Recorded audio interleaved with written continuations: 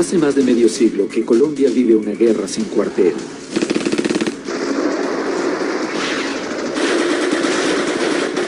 Sin límites y sin final. Desde hace más de 5 décadas, el país no ha vivido un solo día en paz.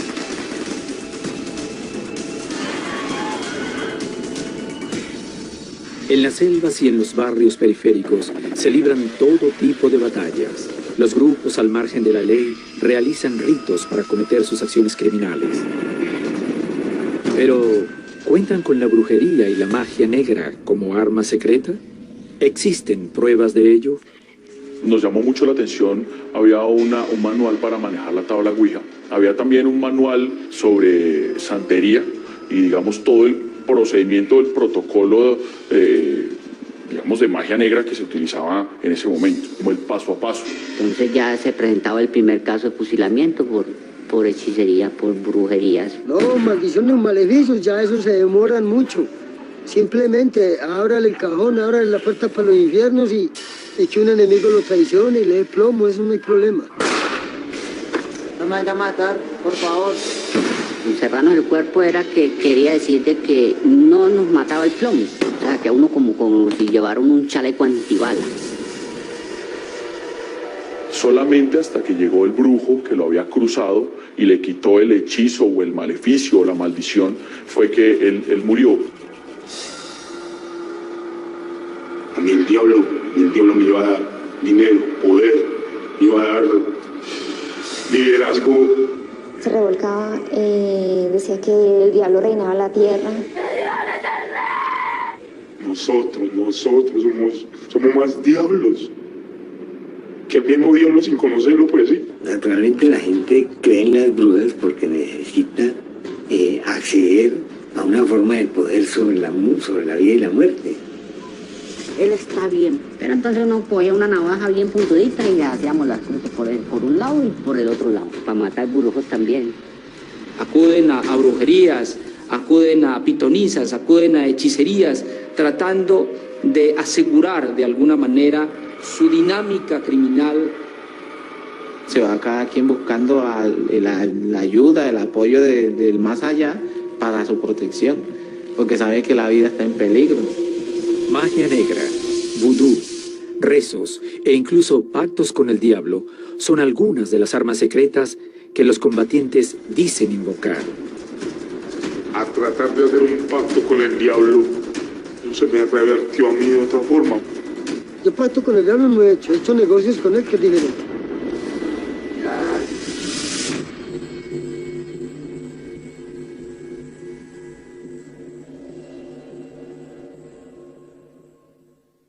En medio de la selva, la guerrilla de las FARC enfrenta al ejército y a la policía con armas convencionales.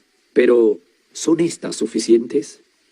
Los líderes guerrilleros al frente de grandes ejércitos insurgentes son dueños de la vida y responsables de la muerte de cientos de miles de personas.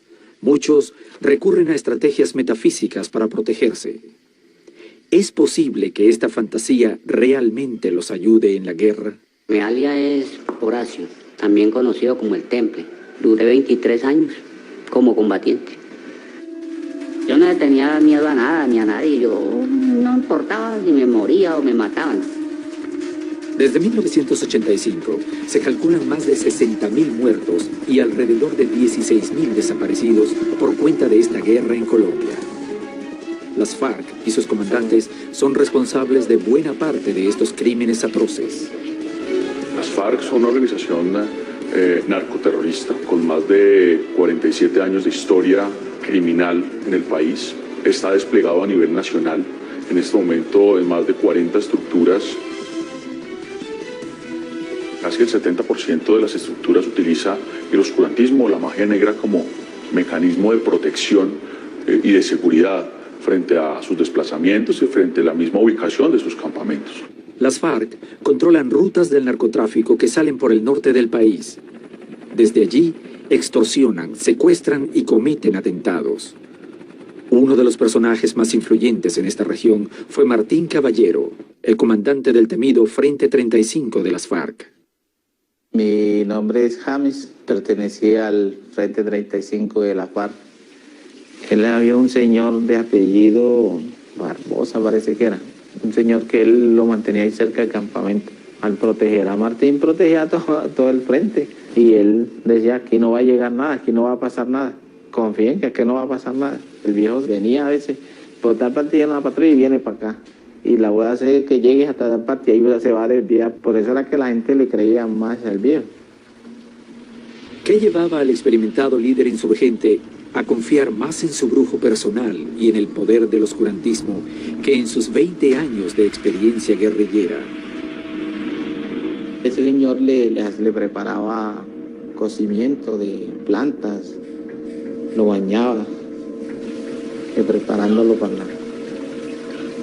rezos secretos, para que no le pasara nada. Él decía, mientras que yo esté vivo, usted no le pasa nada. Si el señor le decía, báñese con esta planta, con esa planta se bañaba. Va a ver que no se bañe esta tarde, Martín no se bañaba. Y él, los jueves y los viernes, él no se bañaba con agua común y corriente. Se bañaba con agua que la ponía a hervir con planta que se le daba el viejo Barbosa. Según los relatos, el brujo Barbosa, protector personal de Martín Caballero, no solo utilizaba sus poderes para beneficio del líder guerrillero.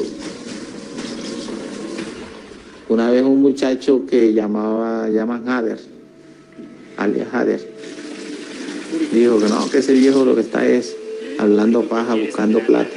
Entonces él dijo, ese muchacho no sabe ni con quién se está metiendo.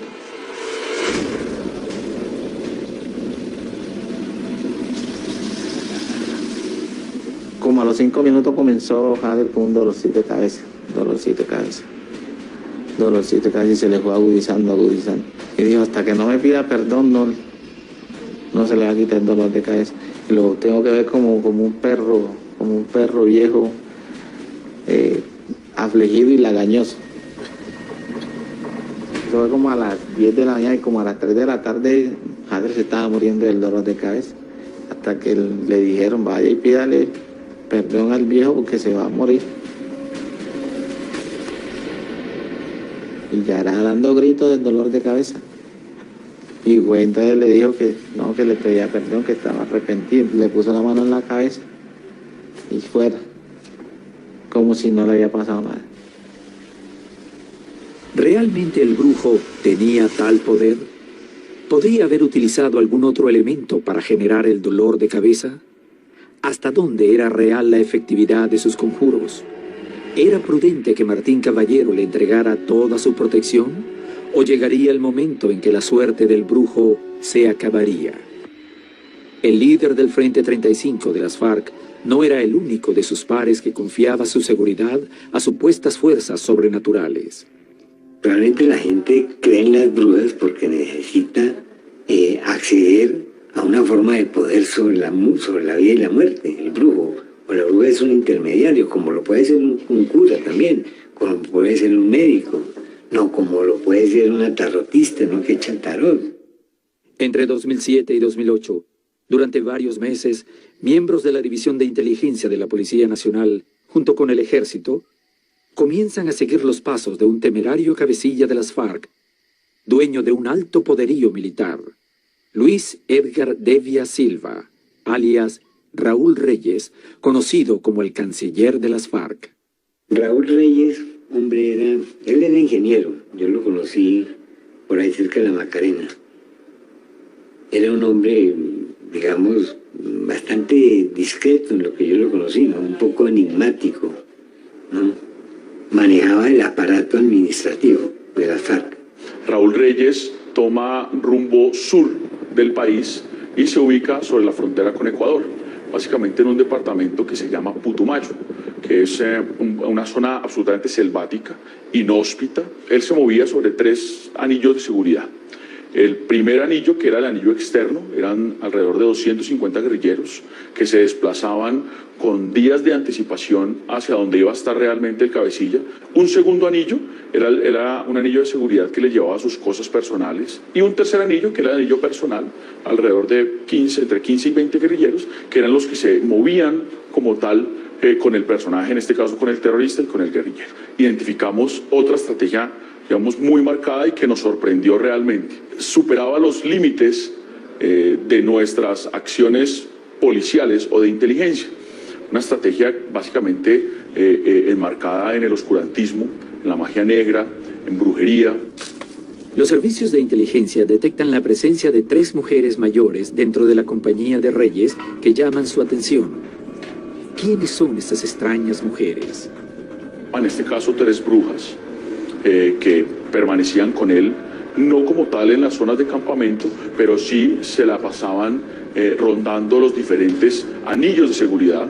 Estas 3 personas de máxima confianza de Reyes le indican si debe desplazarse, hacia dónde y cuántos kilómetros. Digamos, era una dependencia casi absoluta por parte del cabecilla en términos de su desplazamiento, su tranquilidad y su actividad criminal y terrorista. Giraba en torno a esas 3 personas.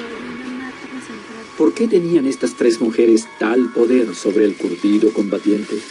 Esas 3 brujas cargaban o tenían o portaban unos amuletos. ¿Qué amuletos eran? Era algo como podría denominarse como algo de vudú, porque tenían elementos personales de Raúl Reyes. Una pañoleta, unas medias, una pava, y lo tenían envuelto como en una bolsa negra que tenía tierra de un cementerio. Cuando él llegaba a una zona campamentaria y se asentaba, una de las brujas iba allá y en el centro del campamento enterraba una figura que era una figura negra, era como un Buda, una figura un poco robusta, una figura no muy grande, tenía como unos 20 centímetros de grande, pero la enterraba en el centro del campamento y todos los guerrilleros que pertenecían a su anillo de seguridad, tenían que hacer como una ronda y acompañar a la bruja en el momento en que ella hacía un ritual específico frente al templo.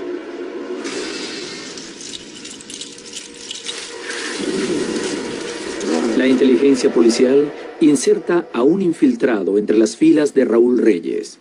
Este agente encubierto confirma las hipótesis del ejército que hasta ese momento se basaban en el análisis de imágenes.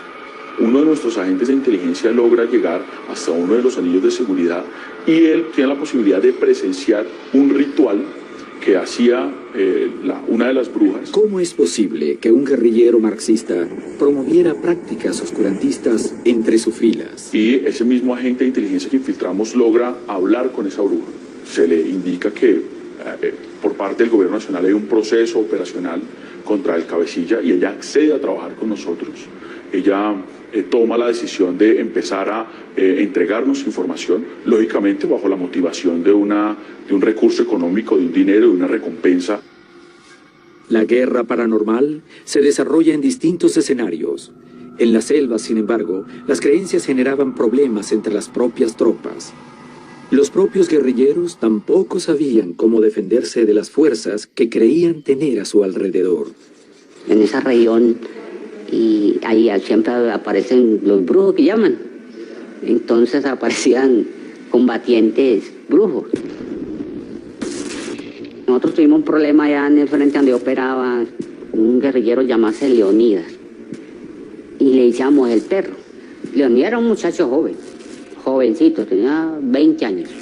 Y resulta que este pelado pues apareció de que sabía cosas, sabía brujerías, sabía oraciones para convertirse en perro, convertirse en gato, en duende. Sabía cosas de toda clase, sabía tanto de la buena como también sabía de la mala. Sabía que para conseguir novio, la oración y que para conseguir novio secreto. Había una muchacha que llamaba Claudia y él estaba enamorado de ella, entonces él se convertía en perro, se convertía en gato, se convertía en duende. Y a la pelada pues algo le pegaba en el día, a la 1 de la tarde, a cualquier hora la atacaba y nadie veía nada.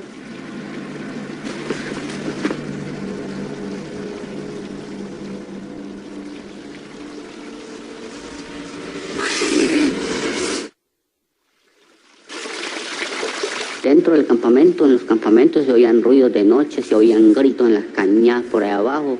Los que éramos más animosos pues, y bajábamos allá de a 10, de a 12, de a 5 haciendo registros, nos bajábamos, hacíamos registros, no veíamos a nadie. Los guardias disparaban de noche. No veíamos a nadie, nada. Empezamos a sospechar de que podía ser ese pelado. Entonces por ahí había otro brujo. Nosotros le dijimos lo que nos estaba sucediendo. Él nos dijo que fuéramos a los 2 días. A los 2 días fuimos y nos dijo que era Leonidas, el que sabía la brujería, y que era una brujería mala, que era para hacernos daño a nosotros. ¿Realmente el joven guerrillero podía ser el causante de todos los males? ¿Hasta dónde estaban dispuestos a llegar sus compañeros con tal de detener su supuesto poder?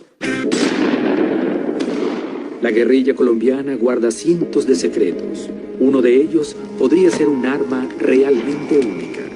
Convencidos de su poder, sus líderes se valen de las fuerzas ocultas para protegerse. ¿Hasta dónde llega la influencia de brujos, adivinos y pitonisas en las filas de la guerrilla colombiana? En medio de la selva, un grupo de guerrilleros está a punto de tomar una decisión.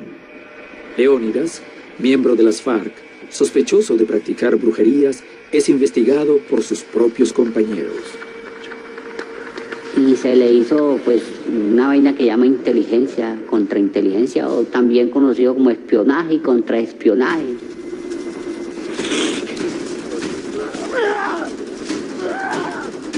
Era él el que se volvía perro, se volvía gato, que pues, nos espantaba de noche y que nos hacía dar miedo. Entonces lo capturamos, lo amarramos, puesto prisionero. El pelado pues reconoció de que él sí sabía cosas. Como nos había molestado mucho y nos había hecho pasar muchos sustos, no solamente a nosotros, sino a la población civil y todo, entonces fue sindicado por traición y sabotaje. Para los guerrilleros, un poderoso brujo puede hacerse inmune a las balas de sus enemigos. Para asegurar que el proyectil penetre un cuerpo hechizado, los combatientes utilizan munición rezada y practican el método de cruzar las balas. El más fácil para cruzar es el 38. Uno cogía una navaja bien puntudita y le hacíamos las cruces por un lado y por el otro lado, para matar brujos también. Pues todo el mundo cruzó las balas ese día, y porque si de pronto tenía el cuerpo cerrado, pues sí, blindado contra las balas, entonces pues las balas lo mataban a uno. Entonces ya se presentaba el primer caso de fusilamiento por hechicería, por brujerías.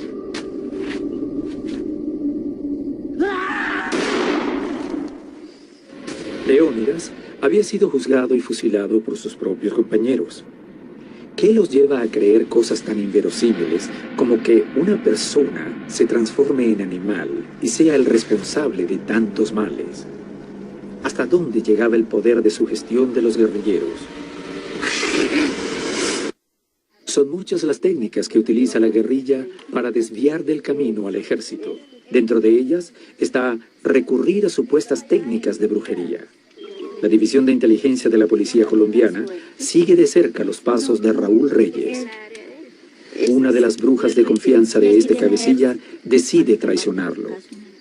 Ellas lo que nos permitieron fue determinar las zonas o los corredores de movilidad sobre los cuales el cabecilla pasaba. Gracias al trabajo que desarrollamos con estas 3 brujas, pudimos materializar 5 operaciones, que aunque no tuvieron los resultados esperados, que era la neutralización del cabecilla, sí nos permitieron, primero, conocer más acerca del objetivo, segundo, ir generando un cerco operativo de inteligencia que pues al final nos permitió materializar la operación Fénix. El 1 de marzo de 2008, el ejército colombiano bombardea el campamento del entonces número 2 de las FARC.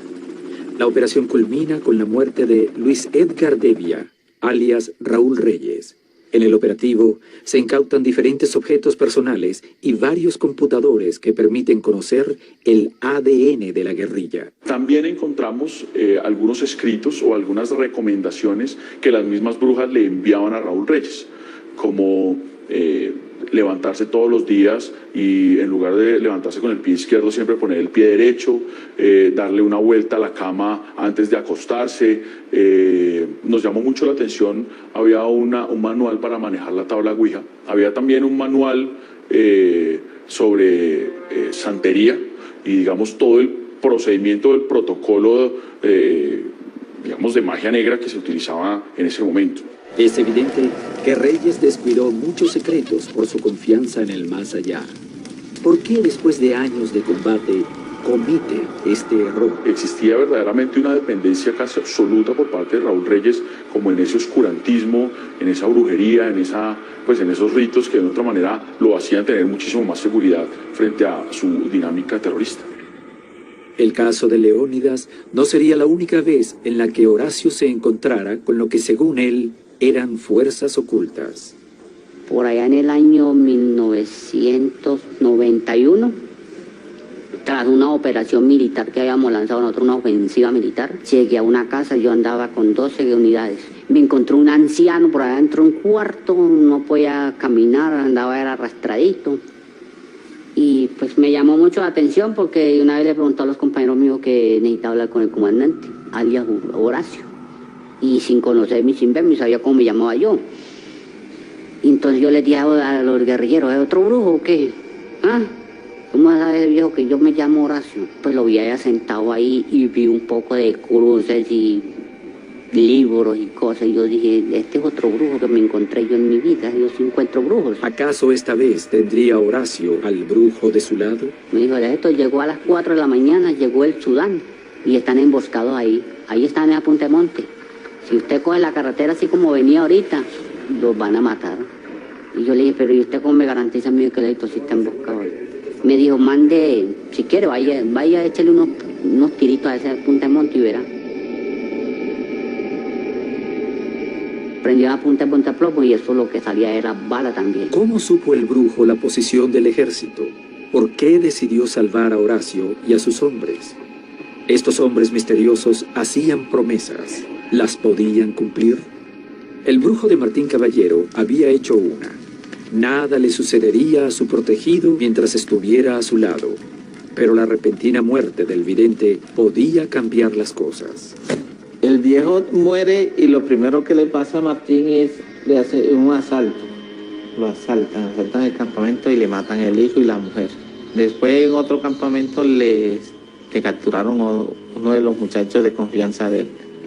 Y por último fue la muerte de él. ¿Estaba relacionada la caída de Caballero y de su familia con el fallecimiento del brujo protector? En otro de los frentes de las FARC, Horacio, después de haber sido alertado de una emboscada del ejército, construye un nuevo vínculo con el brujo que lo salvó. ¿Había realmente tenido algo que ver el brujo en estos hechos o era simple coincidencia? El brujito, el viejito brujo ese, que me encontré ese día, y que yo era el elegido y que él me iba a enseñar a mí todo lo que él sabía. Oraciones para conseguir mujeres de en adelante. ¿Entiendes? Cómo preparar los conjuros, eso y todo para conquistar. Entonces el brujo ese le enseñó a unos muchachos que sí sabían leer y escribir. Entonces digo, bueno, entonces les voy a enseñar a ustedes, a cada quien, un poquito. A uno de los que andaba conmigo le enseñó pues para que no nos dejara mojar. Cuando estuviera haciendo un tiempo muy fuerte, así un huracán, viniera un aguacero, nosotros fuéramos a andar anoche. Entonces él rezaba la oración y no llueve. El otro aprendió a estancar la sangre. Uno se corta con un machete y entonces con esa oración se le para la sangre a uno. El faltaba la más importante y era la que nosotros queríamos, era que ese viejito pues les enseñara a cerrar el cuerpo. Cerrarnos el cuerpo era que quería decir de que no nos mataba el plomo. O sea, que a uno como si llevara un chaleco antibala. Sellar, cruzar o cerrar el cuerpo es uno de los métodos de protección más usados por los guerrilleros. Existen numerosos testimonios que aseguran que estas técnicas son efectivas, pero curiosamente todos hablan de reglas que determinan los casos en que los conjuros no funcionan. ¿Son estas excepciones una forma de engañar a quienes creen ciegamente en esta magia? Sin embargo, él nos explicó que nosotros quedábamos con dos partes débiles, que era el ombligo, no se puede cerrar a las balas, ni la cabeza tampoco. Entonces nos quedaban esas dos partes vulnerables a cualquier proyectil. 2 días al mes, de cada mes, quedábamos vulnerables a que quedábamos, mejor dicho, sensibles a las balas. Pero al pasar los 2 días otra vez quedaba el cuerpito cerrado. Esos 2 días no nos dijo cuáles eran. No sabíamos. Con su cuerpo supuestamente cerrado, Horacio viviría una experiencia que lo marcaría para siempre. Entonces una vez me encuelló el ejército, encuellado, adentro de la hamaca. Cuando me dijeron que me arrollaran en el suelo y me atendiera al suelo, yo dije, me van a amarrar, me van a esposar, me van a poner preso. Y no, yo no, vivo o muerto, pero yo me voy de aquí. Entonces yo solamente puse una rodilla en el suelo, no más. Y le quité el fusil al soldado y me fui. Me levantaron a prueba, me corrió y no me hicieron nada, ni siquiera me tocaron. ¿Contaba Horacio con un poder especial o la sugestión terminó salvándole la vida? En las filas de otro grupo guerrillero, el Ejército Popular de Liberación, conocido como EPL, existen también historias de hombres que afirman haberse salvado por tener el cuerpo cerrado. A una comisión del EPL le entregan la tarea de matar a un ciudadano, porque supuestamente era un infiltrado del ejército. La comisión que llega a matarlo le dispara más de 10 veces, le da más de 10 tiros. Este ciudadano cae al río y cuando salen se dan cuenta que esta persona estaba viva, que se estaba saliendo del río, que estaba subiendo, y estos muchachos se asustaron tanto que aceleraron y se fueron. Lo que decían es que el tipo estaba sellado, que estaba cerrado y que ellos no iban a seguir insistiendo en darle más tiros, porque era tiempo perdido y bala perdida. Hay unas creencias mágicas vinculadas a la guerra y por lo tanto a la muerte. Cuando se maneja la muerte y se dispara, se está manejando de alguna manera una relación vital con el mundo, ¿no es cierto? Porque puede suspender la vida. Había un muchacho que llamaba Lucifer, tenía bastante vainas de brujería y él le daban tiro a la lata porque él siempre era de las fuerzas especiales y él siempre era que él iba de puntero y él cuando mucho porque como era negro no se le dieron los moretones y no como los rayones así los rozaba la bala. Según la leyenda, la brujería de los cuerpos cerrados puede ser una salvación, pero a su vez puede transformarse en maldición cuando la muerte es inevitable. ¿Cuánta verdad se esconde detrás de la brujería y las artes ocultas? ¿Por qué hombres con tanto poder han confiado en ellas más que en ninguna otra cosa? ¿Existen poderes sobrenaturales o el convencimiento de que la mente puede llevar a un ser humano a límites que parecen imposibles, incluso para no dejarlo morir? No es el poder de fuego, ni las tácticas, ni los soldados. En la guerrilla de Colombia, el arma más poderosa es la magia negra. O sea, yo los cuido de los enemigos. De los amigos se cuidan ellos. No nos mataba el plomo, o sea, que a uno como si llevara un chaleco antibala. La guerrilla colombiana afirma tener un arma secreta y poderosa de su lado. Brujos, pitonisas y adivinos han creado una suerte de cordón mágico de protección alrededor de sus líderes. ¿Es posible que este grupo de personas pueda realmente protegerlos de sus enemigos? Testigos, relatos de combatientes, guerrilleros y soldados afirman haber visto cosas increíbles. En medio de la selva, un hombre agoniza, pero no puede morir. Supuestamente un brujo ha cerrado su cuerpo. Este hechizo lo ha hecho inmune a las balas. El ejemplo del negro Acacio, un guerrillero muy sanguinario que se fijaba mucho o fiaba mucho en un brujo que era el que supuestamente lo había cruzado. Fueron más de 12 operaciones que la fuerza pública hizo en contra de él. La última fue una operación donde él resulta herido. Según lo que nos dicen las fuentes de información, él quedó pues muy lastimado, reventado por dentro prácticamente. Y lo que nos indican es que así duró una semana. ¿Qué hace el brujo? El brujo reza para atrás.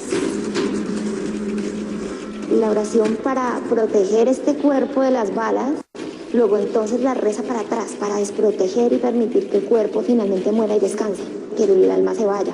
Solamente hasta que llegó el brujo que lo había cruzado y le quitó el hechizo o el maleficio o la maldición, fue que él murió.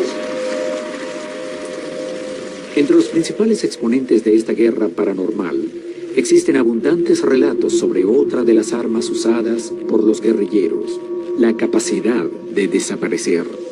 Otro de los actos, digamos, que son más comunes o más populares dentro de la creencia paramilitar, son los actos en los que hay invisibilidad, mejor dicho, los poderes que da el diablo cuando haces pactos.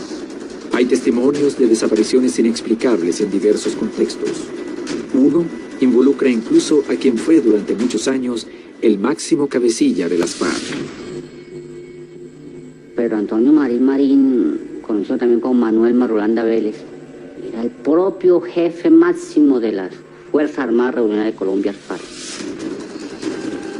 Se le desaparecía a las tropas rodeadito ahí ya, cogidito, y se salía él y sus hombres. Y 16.000 hombres no pudieron capturar 42. ¿Ah? Que él sabía pues oraciones, ¿no? Que desaparecerse, que volverse racimo de plátano, esconderse detrás de una ramita de retoño. Pero no solo entre las filas de las FARC existen hombres con fama de poder desaparecer. Cuentan los lugareños y quienes lo conocieron en persona que el viejo Rafa, miembro del entonces Ejército Popular de Liberación, EPL, fue uno de los máximos expertos en usar esta misteriosa estrategia.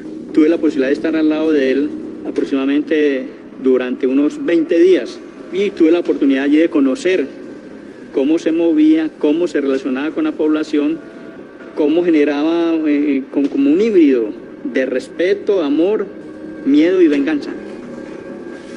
Se hacía rezos o tenía algunas cosas porque nunca lo encontraban. Así el ejército le hiciera algunos montajes.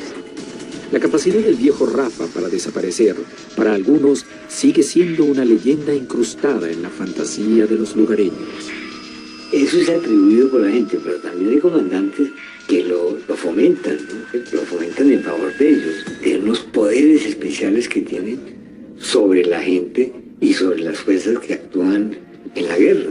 Paradójicamente, tanto el Ejército Popular de Liberación como las FARC abrazan al marxismo y se consideran agnósticos. No creamos en dioses ni nada de estas cosas. Siguiendo esos principios ideológicos, la habilidad del viejo Rafa para evadir al ejército resulta particularmente difícil de explicar.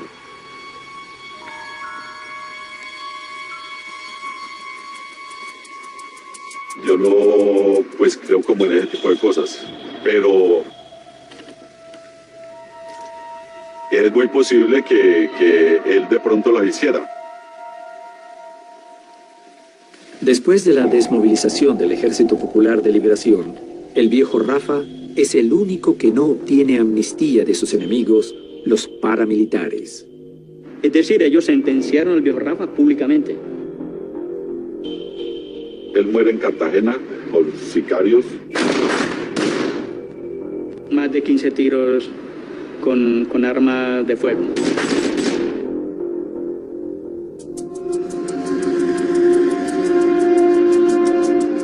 La guerrilla y los paramilitares imponen sus propias reglas, regulan el orden civil y controlan los negocios más lucrativos, la explotación de los cultivos de coca, las extorsiones y los secuestros.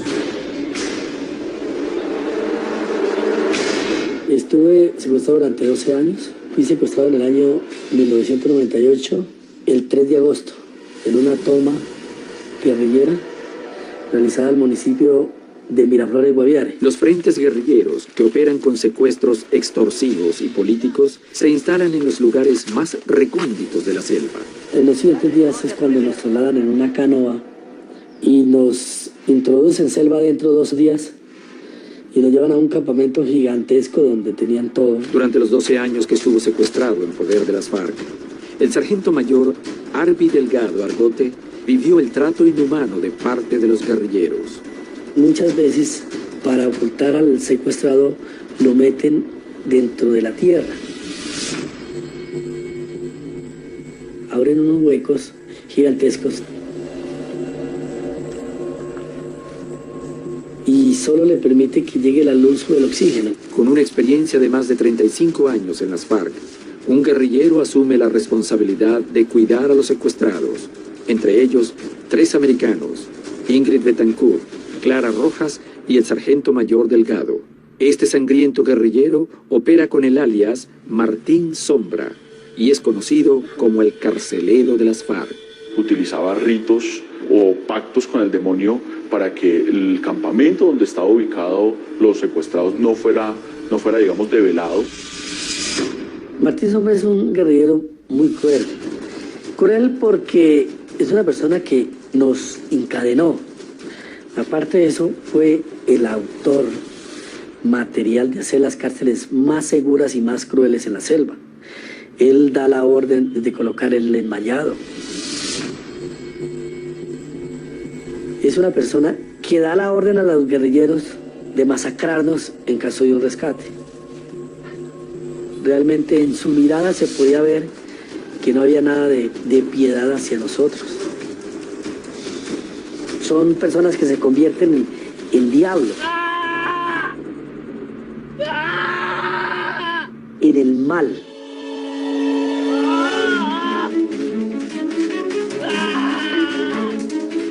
Martín Sombra es ateo, yerbatero, y aparte de eso rezaba a los enfermos, cuando tenían paludismo, cuando tenían leishmaniasis. Él les hacía un rezo y ese rezo, según algunos guerrilleros, permitía que se sanara muy rápido. Se valía era de pronto a Satanás.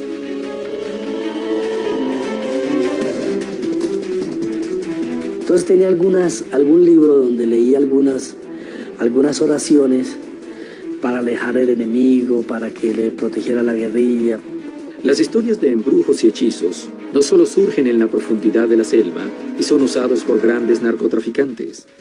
La singular búsqueda de poderes sobrenaturales parece no tener fronteras en esta guerra. Los barrios humildes de las grandes ciudades son otro campo de batalla.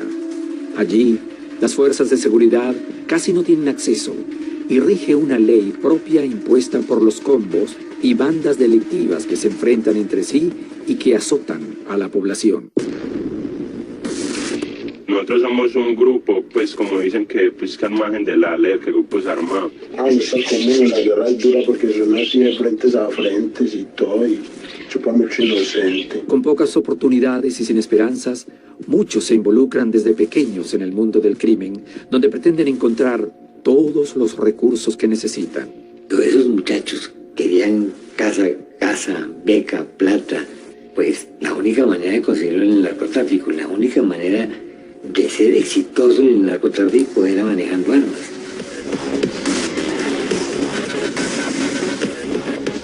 Entonces había un gran mercado, una gran demanda de esos pillos, de esos pistolos, ¿no? De esos quiñadores, ¿no? Que se les pagaba muy bien para hacer los oficios sucios que hace la mafia para exportar. Las protecciones metafísicas y armas paranormales están instaladas desde siempre en este conflicto urbano. El Cucho Lilo vive en Medellín. Sus seguidores afirman que es un poderoso brujo que conoce diversos tipos de magia. Perdió la vista a los 12 años y, según asegura, desde ese momento desarrolló una percepción extrasensorial que le permite crecer en su ocupación. Sí, ahí me dicen el Cucho Lilo. Aquel que no me obedece, el cementerio o la cárcel se merece. Eso, aunque mucha gente no lo crea o no, sí es invencible con los rezos del Cucho Lilo. O sea, yo trabajo con lo que no se ve. Porque más allá de lo que se ve, siempre hay algo. Yo me protejo gracias a la ayuda del Cucho Lilo. Él es muy buscado por la gente. Así como para que le haga trabajo de cosas así, brujerías. Los jóvenes en las ciudades, al igual que los guerrilleros en la selva, están convencidos de que gracias a la protección de sus brujos, se vuelven invencibles. El Cucho Lilo está convencido de que él puede ayudarlos. Puedo decir que hace 40 años que no me preocupo por ver lo que ustedes ven, sino por ver lo que nadie ve. Pero, ¿cuáles son las grandes diferencias de los cultos de la guerrilla y las creencias de la ciudad? ¿Tienen los mismos elementos?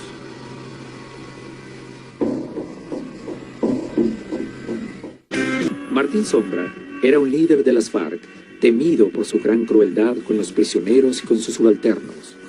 Para muchos, era la encarnación del propio demonio. Rezaba, curaba enfermos e invocaba su propia protección a pesar de que, como marxista, debía no creer en el mundo espiritual. Sus supuestos poderes sobrenaturales no le servirían para siempre. Cuando el hombre quiere ser malo, lo es. Tenemos el caso del mismo Sombra, guerrillero, donde ha dado órdenes de matar a secuestrados. A veces el hombre es el mismo Satanás. Por esas monstruosidades que hemos visto, tiene que ser, por definición, una persona mala. Y de alguna manera una identificación con lo que el diablo hace. No puede ser tan malo simplemente porque le dio la gana, sino porque está emparentado con una fuerza maléfica, el diablo. Tras vivir un dramático cautiverio de 12 años y conocer en persona el satánico comportamiento de Martín Sombra, el sargento mayor Delgado fue rescatado por el Ejército Nacional el 13 de junio de 2010 en la Operación Camaleón. Es un grupo de soldados que llegan a la selva, desembarcan en una selva tan espesa, oscura, misteriosa, cruzan un río, llegan al sitio donde nosotros estamos sin ser descubiertos por la guerrilla y sorprende a tal magnitud que sacan corriendo a la guerrilla dejando sus fusiles y salen corriendo y a nosotros no nos pasa nada.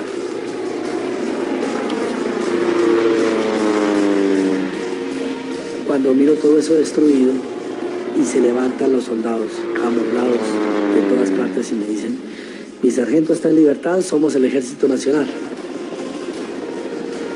Para mí esa es la operación más limpia que ha sucedido en toda la historia de Colombia, ¿no? Los supuestos poderes de los comandantes guerrilleros no son suficientes para detener las operaciones del ejército en medio de la selva.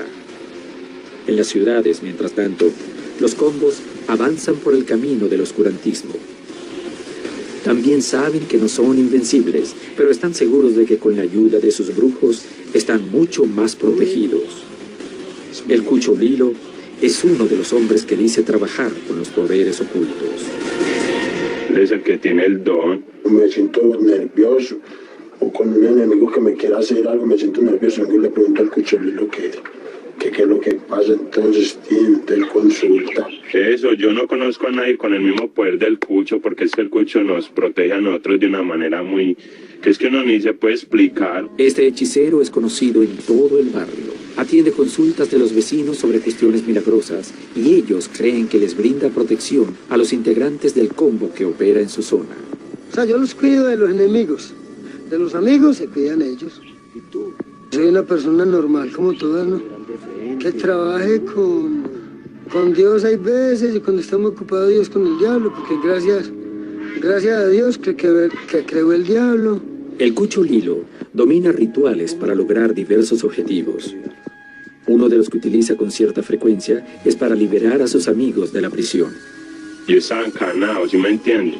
Y el Cucho Lilo dijo que me sacaba a mí, ¿sí me entiende? Que me sacaba a mí. Ah, eso es un juego de niños. Y él contó el nombre completo de uno y con un papel y unas vueltas ahí, ¿sí me entiende? Él como que se lo traga o algo, sabe sus vainas. Se toma uno el nombre de la persona con 3 tragos de agua. Reza medio Padre Nuestro y en vez del otro medio Padre Nuestro termina uno rezando la siguiente oración: rauda, ronca, run, ras, glanduras de empujar, paxifarmos, conjuro, por tizón, por carbón, por el demonio conjuelo y por cuantos demonios hembras son. Yo estaba en la audiencia y a mí me estaban leyendo ya los años ya de condena en la pola y no. Fulano de tal que no pueda quedar prisionero ni atrapado bajo ninguna reja, que sea libre por el poder de...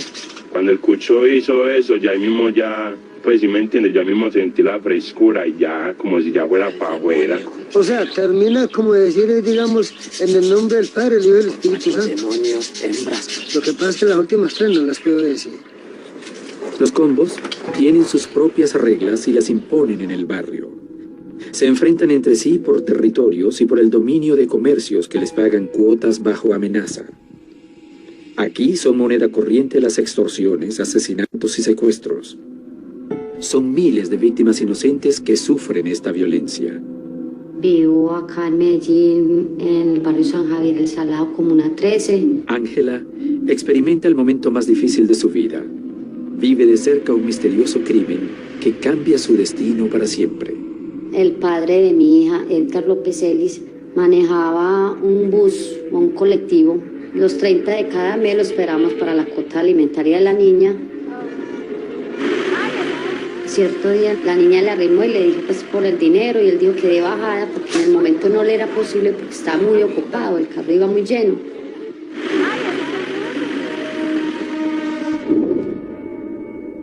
Cuando vimos que él bajaba pero no bajaba con viaje, no iba con pasajero, únicamente iba con 4 personas, todos de negro, uno al lado de él, otro en la puerta de atrás y otro en la mitad del carro.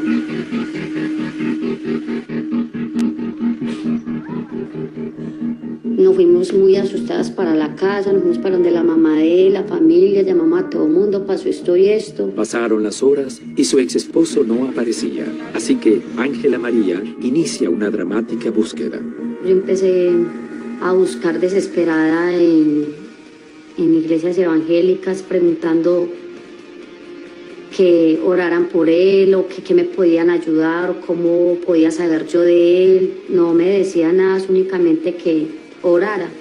Ante la falta de noticias sobre el destino de su exmarido secuestrado, Ángela María toma una decisión radical. Entonces opté por clarividentes o brujos. Esa impotencia de no poder saberlo. Recurren a métodos mágicos a ver si les da alguna pista sobre eso ante la desesperación. El Cucho Lilo es el máximo consejero y protector del combo de su barrio. Ellos le consultan antes de cada maniobra importante y usan unas pulseras con un extraordinario poder de defensa ante sus enemigos. En sí la manillita no es la del poder, es algo que se utiliza para canalizar la energía. Unas manillas que él hace, que esas manillas también lo protegen mucho a uno. Y ahí le rebotan las balas o simplemente pasan por un lado, un cuchillo se tuerce. Desde que conocí el Cucho Lilo, él me regaló la manillita y empecé ya a salir de tantos problemas. O sea, yo así pasando el semáforo cuando me salió y me frenó ahí, entonces yo me iba a tirar para el otro lado. Yo cogía mi manillita así de las 2 punticas y no la solta y la apretaba. Y en todo problema siempre juntan las 2 puntas de la manillita, es a juntar su energía y siempre encontrarán el camino en la salida. Le rezo la oración que dice así: Om Namah Keprak Karma Nimova Samanava Zigzag. Esta oración es para protegerlo a uno de los enemigos, para que no le cierren los caminos. Me trataron de dar una puñalada en el corazón y no me entró, también en la mano y aquí en la barriga y no me entraron. Y yo cuando me pegaron las puñaladas yo salí a correr y ya me salvé y gracias a esa manillita estoy vivo todavía. La extraña coincidencia hace que Pillo crea que lo salvaron las oraciones del Cucho Lilo. Pero los rituales oscuros no son exclusivos de los criminales. Sus víctimas recurren a los mismos métodos para sobrevivir ante tanta violencia. La primera vez que yo fui a buscar de un brujo para saber del papá de mi hija, fui al centro donde un señor que me han dicho que era muy bueno, que sabía muchas cosas, que él me podía decir si él estaba realmente vivo o muerto. Tenía santos, eso tenía velas por toda parte, velas negras, blancas. Yo en ese momento sentía como susto, sentía como miedo de verlo. Yo estoy de pronto si será bueno, si será malo, pero yo quería saber algo de él. Y me dijeron que si yo había llevado algún objeto de él, una foto. Él miró la foto y me tocó a mí y él puso la foto al lado de unos santos. Y inmediatamente el muchacho me dijo, no, él ya está muerto. ¿Ora mucho por él? Yo no quise aceptar eso y yo dije, no, yo sé que él está vivo. Eso no es cierto. No sé por qué me dice esto. Y no, es que yo a él lo veo en un lugar muy oscuro, pues ya no le veo vida. Y yo, ¿cómo me podía asegurar eso? Le pregunté a él. Y me dijo que si yo no tenía fe, no creía que estaba haciendo allá. Mientras las víctimas sufren por la ausencia de sus seres queridos, los sangrientos enfrentamientos entre combos se acrecientan. Las fuerzas de seguridad no interceden. La muerte sale a la calle. Y el vato más bravo que yo estaba, me arremetía de palabra. Salimos pues como 20 pelos, todos enmaquinados para allá, bueno, nos metimos allá a ese otro barrio y detonamos todo eso, quemamos. Por mi cabeza pasaron muchas cosas, porque usted siente que la bala le destruye y siente que usted se va a morir. La batalla era a muerte. Sin embargo, todos estaban seguros de que no iban a morir. ¿Hasta dónde llega su confianza en el Cucho Lilo? Todas esas cosas que viven dentro de esa competencia, ¿no es cierto? Por el dinero se convierte en una competencia por la muerte. Yo soy más berraco y yo no le tengo miedo a la muerte, mire, porque me defiende el espíritu, el escapulario. Ese yo ni me explico cómo estoy vivo, porque ese es todo gracias al Cucho. Y de eso, y llegué primero donde el Cucho Lilo, Cucho, gracias mío por cuidarme y todo. María más miedo el poder del Cucho que el poder de una bala. Simplemente la guerra es guerra y le toca matar o morir.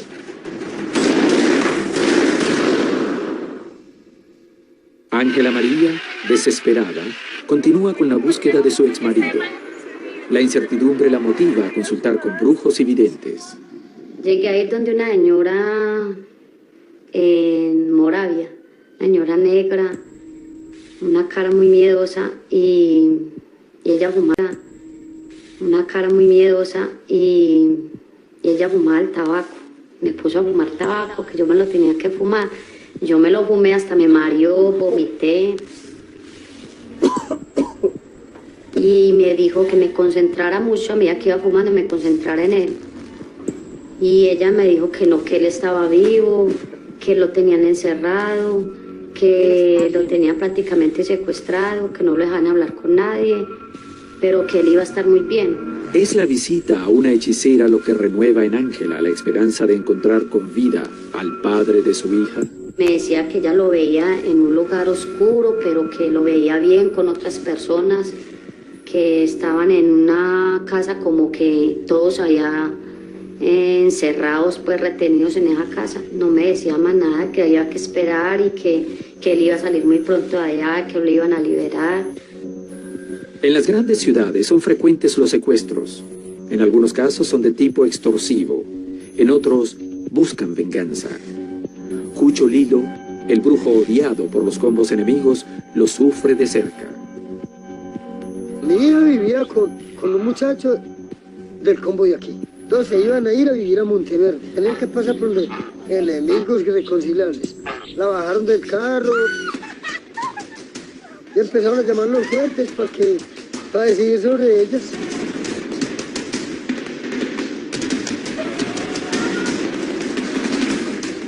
Ese fue el peor error que cometieron. Y yo hice la vuelta, digo yo, bueno, ese es el día de la hija mía, pero el día mío no. O sea, se va ella, me voy con ella. O me salvo yo y se salva ella.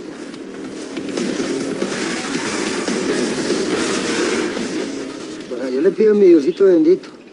Yo que está muy ocupado y en la cruz de urgencia, me invoco al diablo, así sí. No tengo ningún problema con ninguno de los dos.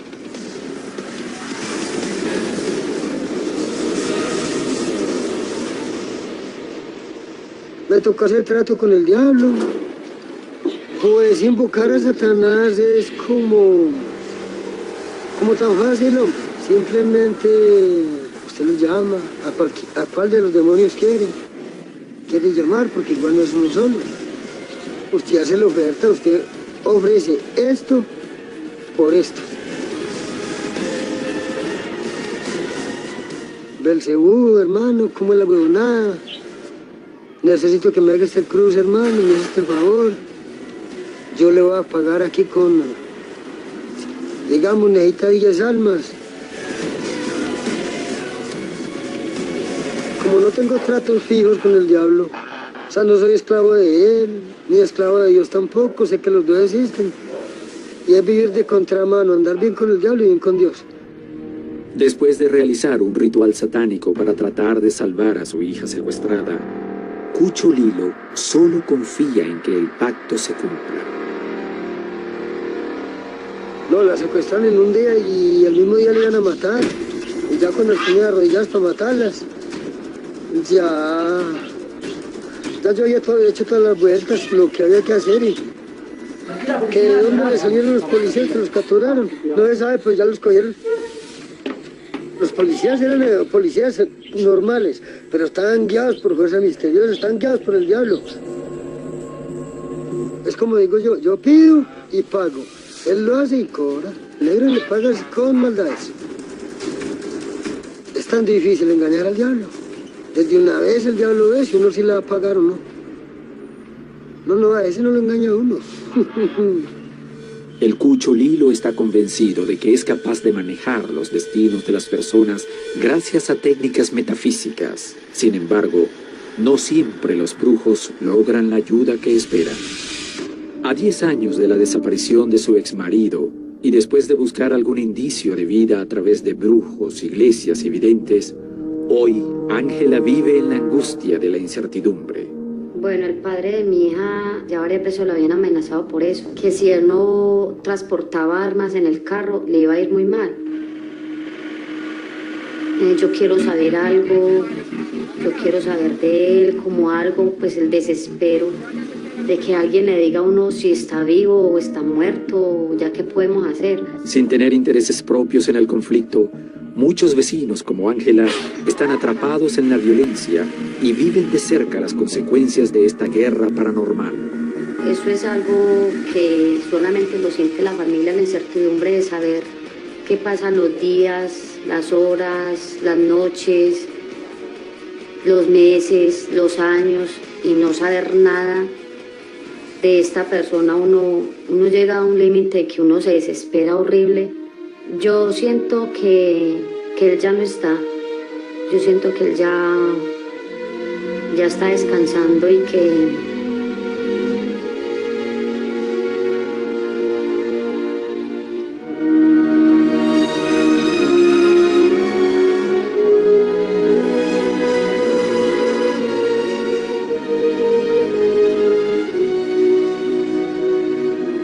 yo creo que la paz ya nunca va a existir. Yo creo que ya esto sigue cada día peor.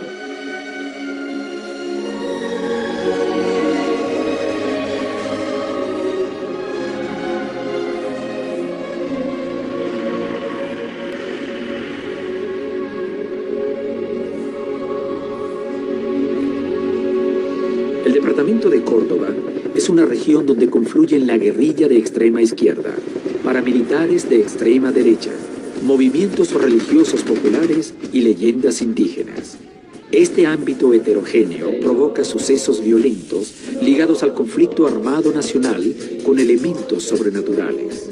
Córdoba es un sitio interesante para este tipo de estudios religiosos, básicamente, y paranormales, porque tiene varias características que permiten una serie de prácticas simbólicas, muchas brujeriles, en sitios en donde la violencia es el pan de cada día, en sitios donde el silencio es la reina, en sitios donde siempre estás vigilado, en sitios donde siempre vas a tener que desconfiar del otro, que son básicamente como las características de la vivencia diaria en el departamento cordobés. Las creencias y prácticas dadas en este departamento motivan a Carolina Lozano, una antropóloga e investigadora, a realizar su trabajo de campo en esta región. En medio de su trabajo de campo, Carolina Lozano visitó a una joven inocente que aseguran está poseída por un supuesto espíritu diabólico. Era una niña que provenía de padres pescadores, de una zona que también era altamente violenta, en la que pues, tú no sabes si tu vecino es o no es paramilitar. Resultó que quedó poseída. Comienza a ver con tierra en la comida, gusanos en la comida, un hombre que la llama. Llegamos, eso fue más o menos en la noche. Tuve que irme con un acompañante, precisamente porque la zona es delicada. Llegué y recuerdo que vi la casa llena de cruces. Tenía algunos vidrios rotos porque la población se asustó tanto que llenó la casa de cruces y no pasaba por la calle. Cuando tú llegas es un frío en las manos, impresionante. Es un temblor por todo el cuerpo, como cuando uno tiene un frío intenso. Es un miedo que lo empuja a uno, pero a que lo empuja a salir, pero a la vez es la curiosidad que te empuja a entrar a ver qué está pasando. Carolina Lozano está a punto de enfrentarse con sus peores miedos. Aún no ha visto a la niña, no sabe cómo puede reaccionar. En los vastos territorios colombianos, hombres y mujeres que muchas veces no temen entregar su vida en una batalla, se aterran ante hechizos, embrujos y presagios. Sin embargo, las armas tradicionales no son las únicas que se utilizan en el combate. Hasta los líderes guerrilleros más poderosos acuden a las fuerzas sobrenaturales para buscar protección. ¿Qué es lo que encuentran? ¿Existe una batalla bidimensional entre el bien y el mal? Mario Agudelo se ha salvado gracias a su intuición. Un extraño olor a azufre ha sido el signo inequívoco de que debía huir. Una regla de oro era no tener rutina. Es decir, nosotros no teníamos casa. Dormir hoy acá, mañana en otro lado. Es decir, evitar la rutina. Y lógicamente, en donde se podía tener el arma. Tener el arma en la noche.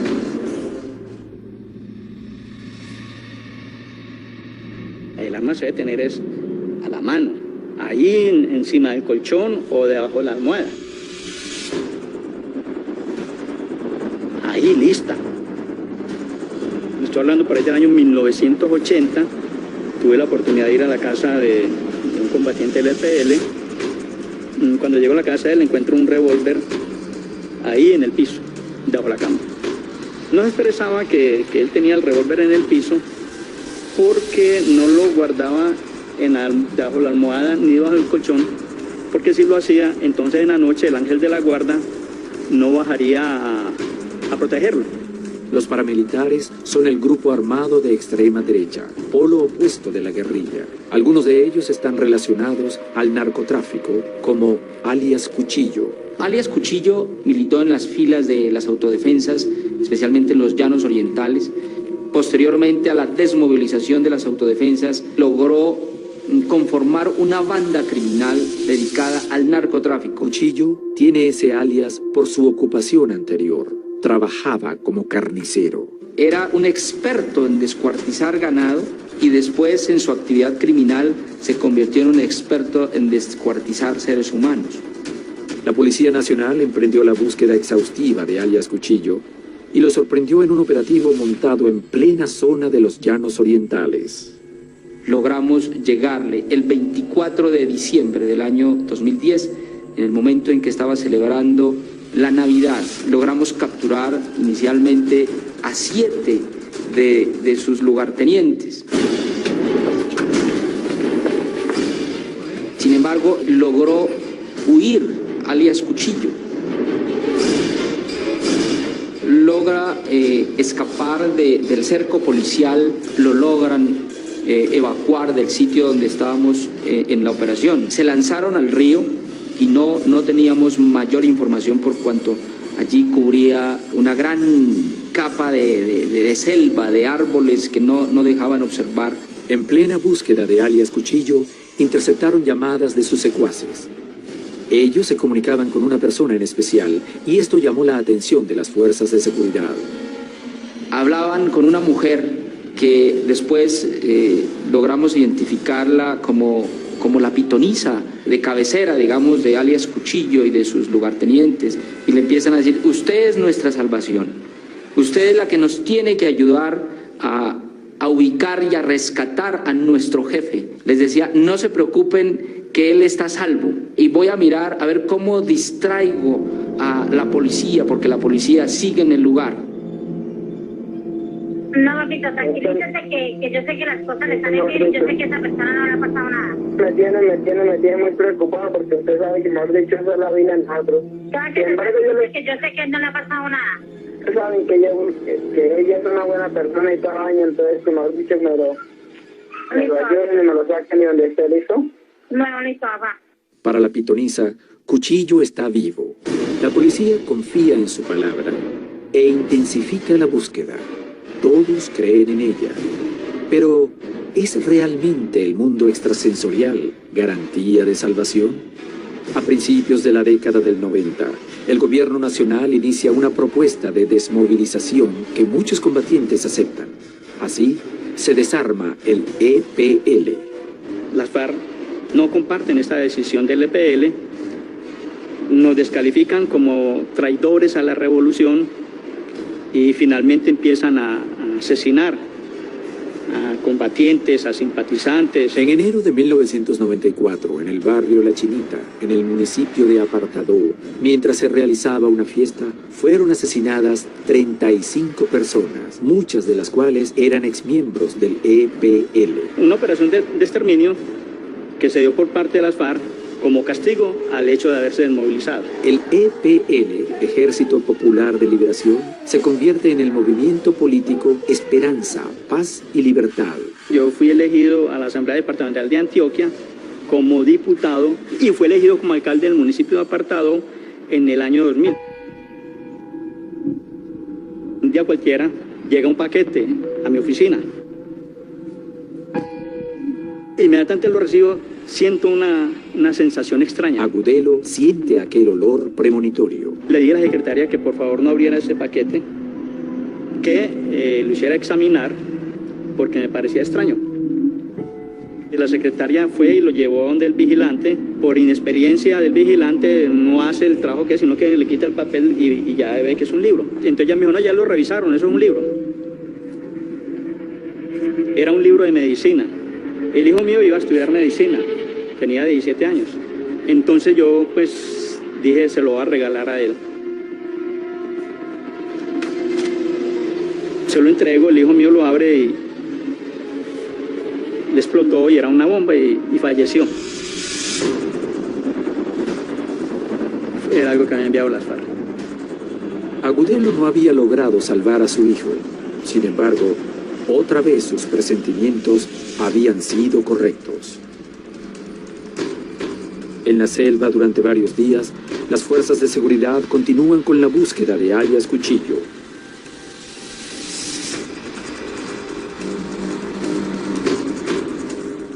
Dentro de las llamadas que esta pitonisa tenía con los hombres de alias Cuchillo, le decía que ella sabía que estaba dentro del agua. El ejército decide seguir con la misión, pero ¿cuál es el elemento que impulsa a las fuerzas de seguridad a insistir y cambiar el rumbo del operativo? Ya estábamos pensando en retirar nuestro dispositivo policial. Si no es por esta llamada, persistimos y al siguiente día precisamente lo encontramos ya el cuerpo flotando en el río. Muerto, ya prácticamente un cuerpo en estado de descomposición porque había estado, digamos, por debajo del agua. Central, encontramos un cuerpo. Parece que a través de estas personas, de estas pitonisas, de estas personas dedicadas a la brujería, hemos logrado también importantes capturas, por cuanto muchas de ellas también se han convertido en fuentes con valiosa información. Así, dan por terminada la operación.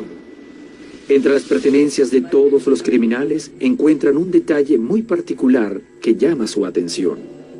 Unas manillas como una especie de amuletos, que eso era lo que había evitado que los capturáramos. Ellos tenían esa creencia, sin embargo, pues ninguno de los amuletos les sirvió. Además de depositar sus creencias en las manillas protectoras, ellos realizan rezos especiales e intentan métodos para desaparecer o cerrar su cuerpo ante las balas. Sin embargo, ninguna de estas técnicas tiene eficacia comprobada y muchas veces no se obtienen los resultados esperados. Esta historia es de una hija que me mataron en el 2005. Le metieron 2 tiros en la cabeza.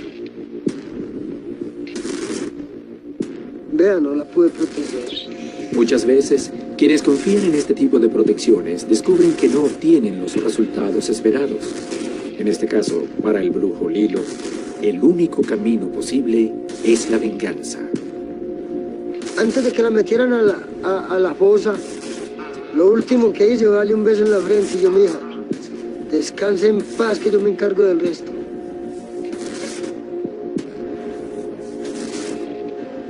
Le juré que antes de sacarle los restos no podía haber ni una lángara de los que lo mató. El Cucho Lilo está dispuesto a utilizar nuevamente sus supuestos poderes, esta vez será una venganza.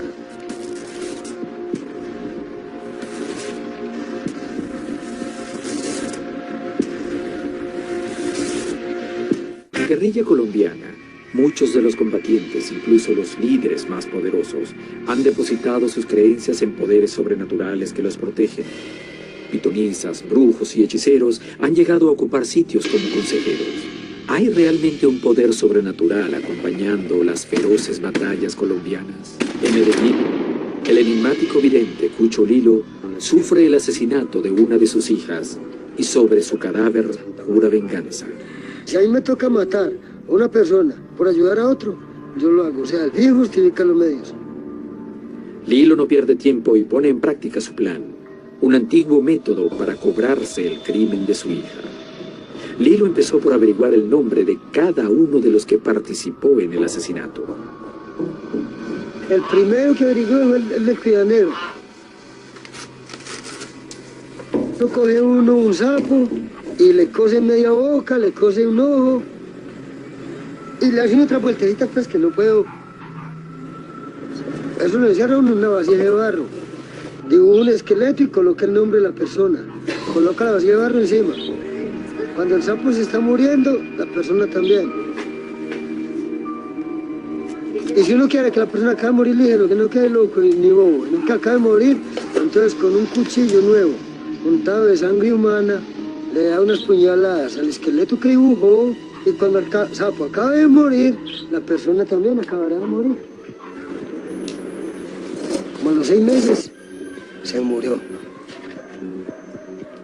Y se murió de pulmonía, o sea. Le evasieron como 12 tiros.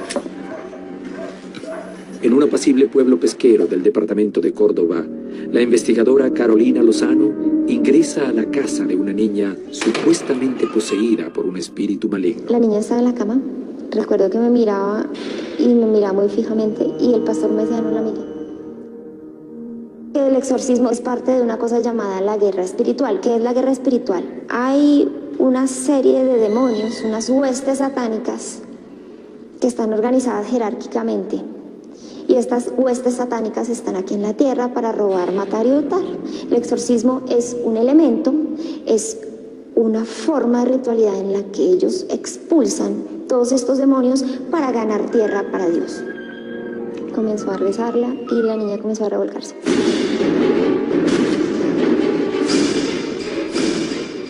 Se revolcaba, decía que el diablo reinaba la tierra. Recuerdo que se contorsionaba de una forma impresionante. Ella comienza a arañar cosas, a romper cosas con una fuerza que no me imaginaría que tiene una niñita de 16. Ella decía cosas al revés, me acuerdo que decía cosas para atrás.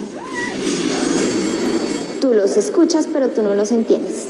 La persona que los está experimentando los escucha, pero tampoco los entiende, y los habla, pero no sabe qué está hablando. Y la única persona que tiene el poder de descubrir el mensaje divino es el pastor. Finalmente el pastor nos recomendó que no saliéramos.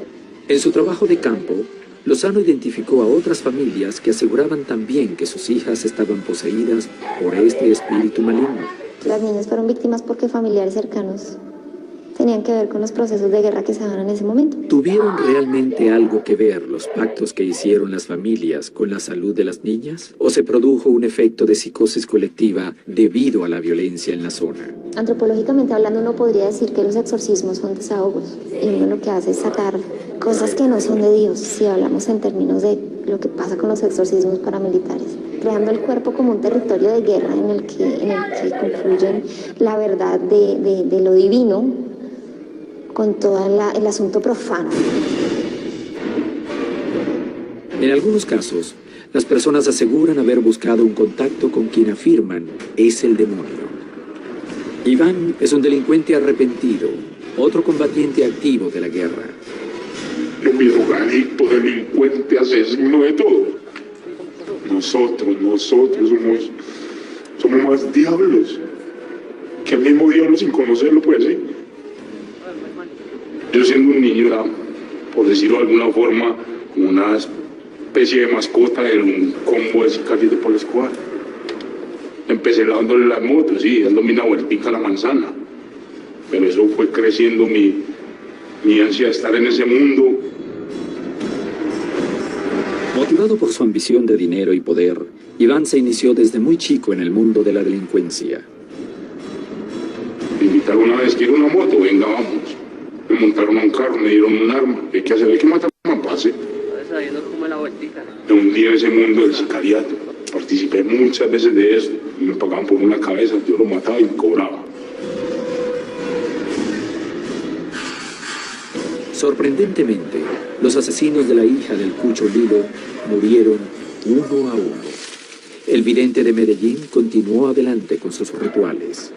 El siguiente, un día llegué ya y me dijo, Lilo, ¿usted qué hace aquí? Que a usted lo van a matar también. Y yo, maldita sea, pues igual todos nos vamos a morir. Le digo, ¿entonces qué vos sabías? Me dijo que sí. Yo le digo, bonito. A ese sí duró menos, como a los 2 meses, también, del mismo modo, 4 tiros en la cabeza, bueno, listo, tenga. Entonces la merecía. Las cosas no son malas ni buenas, no, simplemente se merece. Al que mismo que la prestó, con esa misma le dieron. Otro que fue para los infiernos. Por último, fue el que lo hizo. Le dieron 15 tiros con un fusil. Ya se murió el que entró. Se murió el cojo que quedó vigilando. Se murió el que dio la orden. Se murió el de más arriba que dio la otra orden. No quedó que hacer un caldo. Y sin explicación posible desde el mundo racional, todos los participantes del asesinato de la hija del Cucho Lilo se encontraban muertos. Que cada cual tenga lo que se merece. La familia de Iván, en su intento por rescatarlo del mundo del crimen, lo incorporó al servicio militar. Sin embargo, el entrenamiento que recibe le allana el camino para regresar al crimen organizado. Regreso al servicio militar a Medellín. La delincuencia, Pablo Escobar, estaba en todo su furor. A mí se me abrió un ramillete de oportunidades dentro de la delincuencia. Yo opté por irme por el lado del hurto de automotores. Me volví jalador de carros.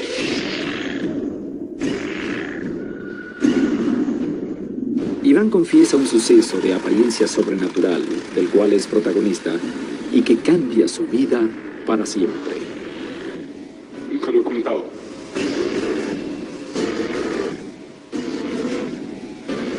Fue la cosa más horrible que yo se pudo hacer. Y le pido perdón a Dios todavía por...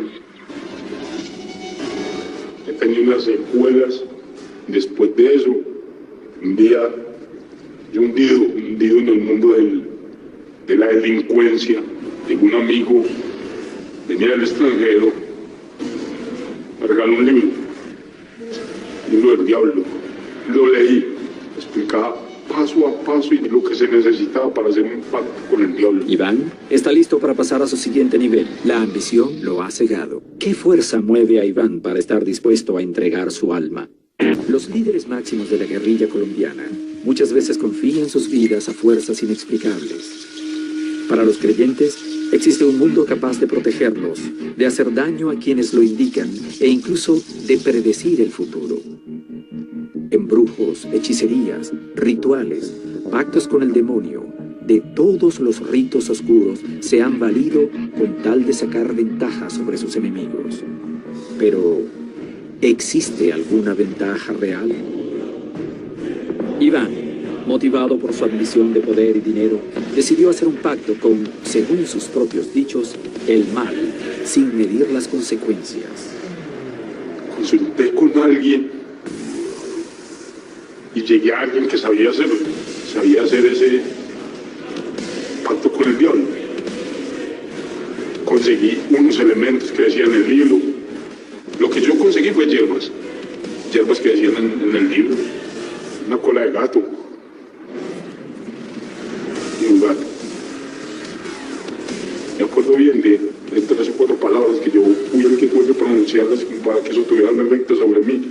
Agión, tetagram, baichen, estimilimatum. El diablo me iba a dar dinero, poder. Me iba a dar un poder de liderazgo que me iban a seguir, iba a tener seguidores, muchos seguidores, a cambio de que yo le devolviera 2 vidas semanales.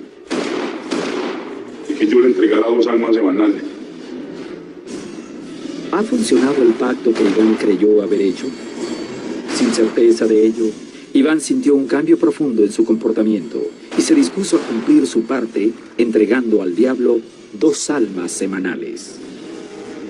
A tratar de hacer un pacto con el diablo, no se me revertió a mí de otra forma, aunque no haya salido. Se me metió el diablo, y actuaba mucho más violento, me volví más drogadicto todavía. Cualquier cosa era punta de bala y ya no me importaba un culo que la viejita, que el señor, que pa abajo.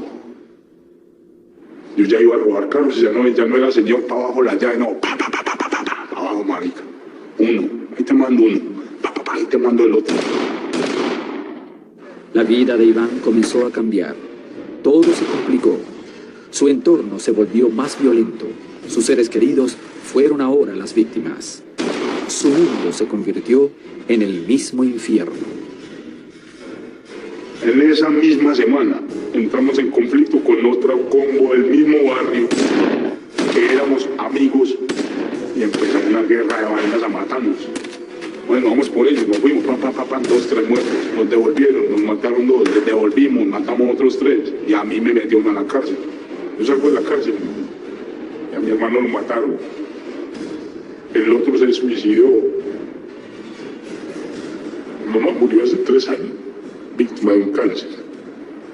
Estuvo 8 meses en la cama, pues. Todas las maldiciones parecían haber caído sobre su vida, pero cuando pensaba que nada podía estar peor, sucedió la mayor tragedia. Mi esposa quedó en embarazo. Yo estaba feliz porque venía mi hijo, el ser que yo quería, tener un hijo, mi esposa también. Venía con mucha moral para la calle, venía moralizado a cambiar de vida, pero ocurrió que por la Andrea, mi esposa tuvo un accidente en un taxi, un choque muy bravo, y se le vino mi hijo, el anhelo más grande de mi vida. Era mi hijo. Yo buscándole por qué a estas situaciones. Hemos llegado a la conclusión de por haber sido leal a Dios. Pero yo pienso que es un castigo que Dios me puso. Por haberme traicionado de esa forma, los anhelos no se cumplen. Esta guerra tiene lugar en todo el territorio colombiano desde hace más de 60 años. Hasta nuestros días ha cobrado miles de víctimas, muchas de ellas civiles. En el último tiempo, cada uno de los bandos ha sufrido golpes sangrientos, pero todavía parece lejano el camino hacia la paz. Yo sí creo que hay algo. Lo que pasa es que ese algo no sé explicarlo. Yo lo compararía como con una droga, que se va volviendo adictiva y cada vez se cree más, se quiere más. De todas maneras, que hay cosas que no se les encuentra explicación. No se les encuentra. Son personas que se deleitan, que son felices haciéndole el mal a la humanidad. Porque somos humanos y nos equivocamos y pecamos, unos más que otros.